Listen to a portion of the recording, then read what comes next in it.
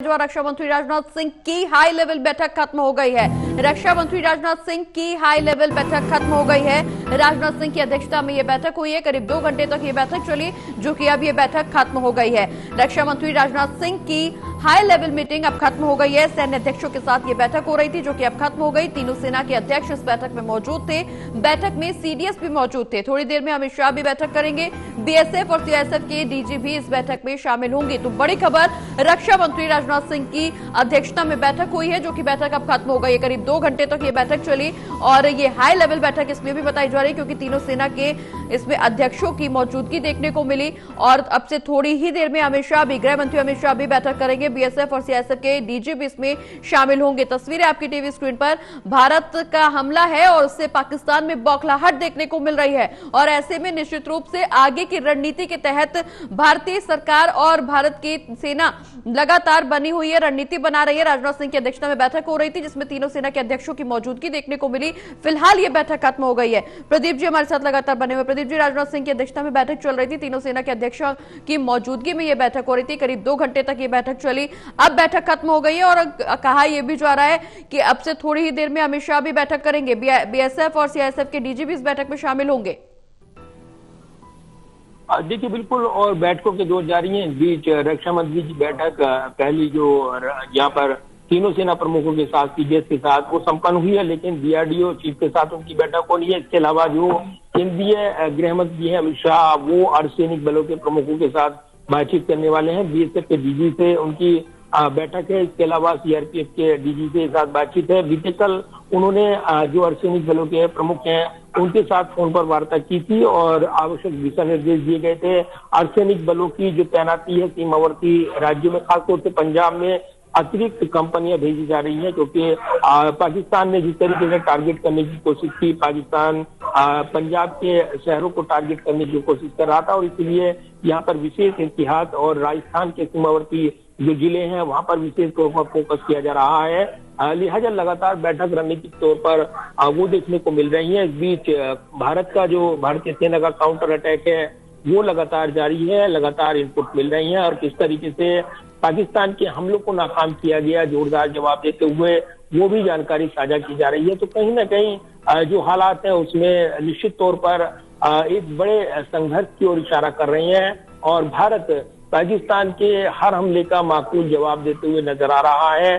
तो ये पाकिस्तान के ऊपर है, वो संघर्ष को कितना हद तक ले जाना चाहता है। भारत ये तय करेगा कि वो इस हमले का किस हद तक जवाब देगा। उतनी तीव्रता के साथ भारत जवाब दे रहा है, यानी पाकिस्तान को हर मोर्चे पर मुंह की खानी पड़ रही है। बिल्कुल, निश्चित रूप से प्रदीप जी, लेकिन जिस तरह से भारत को तमाम संबंधित देशों के, तमाम सीमावर्ती देशों के जो सहयोग मिल रहा है, चाहे वो अमेरिका का जिक्र करें या फ्रांस का जिक्र करें या यूरोपियन यूनियन का जिक्र करें, लगातार भारत को सपोर्ट मिल रहा है। शायद सपोर्ट मिलने की वजह यही कि भारत ने हमेशा से इस बात का जिक्र किया है कि हमने कभी भी पहल की कोशिश नहीं की और भारत की जो मिसाइल सिस्टम है, जो डिफेंसिव सिस्टम है, उसकी भी नो फर्स्ट की नीति रही है कि कभी भी अपनी तरफ से शुरुआत नहीं होगी। लेकिन निश्चित रूप से अगर आगाज कोई करेगा तो उसको अंजाम तक पहुंचाना हमारा लक्ष्य बन जाता है, हमारा दायित्व बन जाता है और शायद इसी दायित्व के तहत भारतीय सेना भी आगे बढ़ रही है। ऐसे में निश्चित रूप से जिस तरह से बैठकों का दौर देखने को मिल रहा है, आगे की रणनीति भी कुछ और ज्यादा प्रबल होती हुई नजर आ रही है। देखिए, बिल्कुल, और रणनीतिक बैठकों के दौर जारी रहेंगे ऐसे वक्त जब सुरक्षा चुनौती बढ़ी हुई है और कहीं ना कहीं देश में जो आंतरिक सुरक्षा है उस पर मजबूती के साथ फोकस करना है। लिहाजा सभी जो इससे जुड़े हुए अर्धसैनिक बल हैं, जो सुरक्षा बल हैं, उनके बीच बेहतर तालमेल हो, ये सुनिश्चित करने के लिए सेंट्रल कमांड जो है वो निगरानी कर रही है। इसके अलावा बेहतर तालमेल के साथ हर जो हमले को नाकाम जिस तरीके से किया गया है वो एक वानगी है भारत के मजबूत इरादों की। जिस तरीके से पहले आतंकी ठिकानों को नष्ट किया गया पाकिस्तान के अंदर और ये दुनिया के सामने तस्वीर रखी गई। कूटनीति के नजरिए से अगर देखें प्रगति, तो कल हमने देखा है कि विदेश सचिव जो विक्रम मिश्री है, जब उन्होंने प्रेस कॉन्फ्रेंस की थी कर्नल सोफिया कुरैशी और इसके अलावा विंग कमांडर व्योमिका सिंह के साथ, तब उन्होंने ऑपरेशन की जानकारी दी थी। साथ ही पाकिस्तान को बेनकाब किया था कि किस तरीके से वो आतंकियों के साथ, वर्दी के साथ खड़ा हुआ नजर आया जनाजे में उनके अधिकारी शामिल हुए वो नजर आए। वो तस्वीरें यहाँ पर दिखाई गई। साथ ही जो पूंछ में उसने कायराना हरकत की इस कार्रवाई के बाद भारत की, जो कि काउंटर अटैक करने की कोशिश की गई, वो तस्वीरें भी सामने लाई गई और आम पब्लिक को निशाना बनाया गया, आम लोगों को टारगेट किया गया, ये सामने रख दिया गया। तो ये मानसिकता जो है पाकिस्तान की, जो पहले हमले की शुरुआत होती है 22 अप्रैल को, जो कि पहलगाम आतंकी हमला हुआ, पाकिस्तान इसके पीछे रहा। भारत ने सीधे तौर पर कहा कि टीआरएफ ने इसकी जवाबदेही ली, जिम्मेदारी ली, लेकिन यूएन में पाकिस्तान ने इस टीआरएफ पर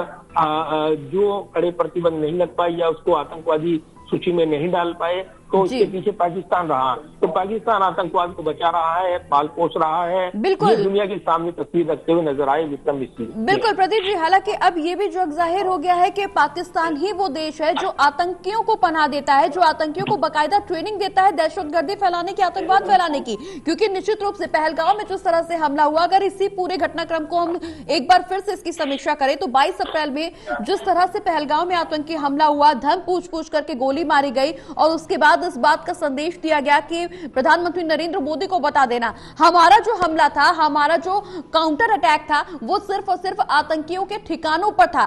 साफ तौर पर कर्नल सूफिया कुरैशी ने इस बात का जिक्र किया कि 9 आतंकी ठिकानों को ध्वस्त किया गया है और उसके पीछे सेना के प्रमुखों ने भी इस बात को लेकर के ऑफिशियल बयान जारी किया कि हमारी लड़ाई पाकिस्तानी आवाम से नहीं है, हमारी लड़ाई पाकिस्तानी सेना से नहीं है, पाक के लोगों से नहीं है, हमारी लड़ाई सिर्फ और सिर्फ आतंकियों से है और आतंकियों के ठिकानों को ध्वस्त किया गया है। लेकिन बावजूद इसके 15 जगहों पर हमला करना और उसके बाद जम्मू कश्मीर एयरपोर्ट में या यूनिवर्सिटी को निशाना बनाना, सिविल एरिया को निशाना बनाना, कहीं ना कहीं इस बात का भी जग जाहिर करता हुआ नजर आ रहा है कि पाकिस्तान ही वो ऐसा देश है जो आतंकियों को पनाह दे रहा है और अगर उनके आतंकवादियों को हम उन पर कुठाराघात करेंगे तो उसका बदला पाकिस्तान लेगा।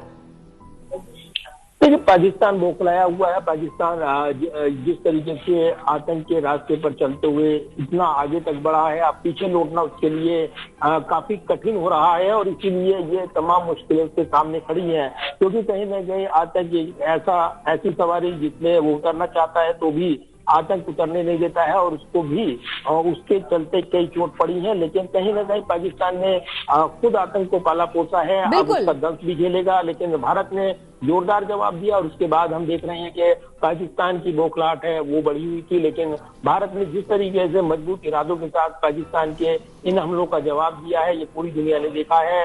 कूटनीतिक तौर पर भी भारत ने अपने मित्र देशों को इस ऑपरेशन की जानकारियां दी हैं और उनको भरोसे में लिया है। तो पूरी दुनिया का समर्थन भारत के साथ, इस नजरिए के साथ कि आतंक के खिलाफ लड़ाई में वो भारत के साथ खड़े हैं।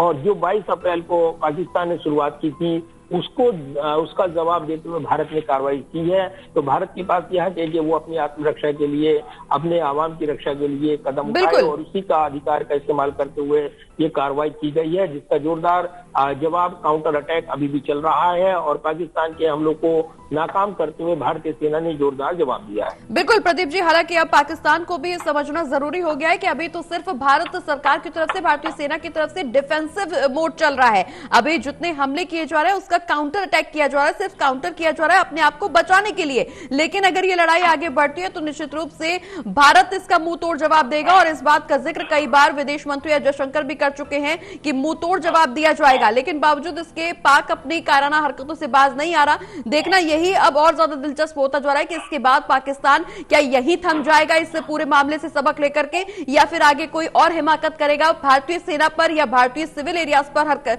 निशाना बनाने की, और उसके बाद की क्या कुछ स्थिति होगी ये देखना बेहद दिलचस्प बना हुआ। हालांकि बैठकों का दौर लगातार जारी है और निश्चित रूप से रणनीतिक बैठकें ये मानी जा रही क्योंकि आगे कुछ भी हो सकता है। पाकिस्तान चूंकि बौखलाया हुआ है तो कुछ भी हरकत ऐसी की जा सकती है उसकी तरफ से। तो ऐसे में अपने आप को हर स्थिति के लिए, हर परिस्थिति के लिए तैयार रखना अब बहुत ज्यादा महत्वपूर्ण होता जा रहा है। बहुत बहुत शुक्रिया प्रदीप जी, तमाम जानकारी दर्शकों तक पहुंचाने के लिए। बने रहिए आप हमारे साथ, पूरी खबर पर नजर बनाए रखिए। हम फिर लौटेंगे आपके पास।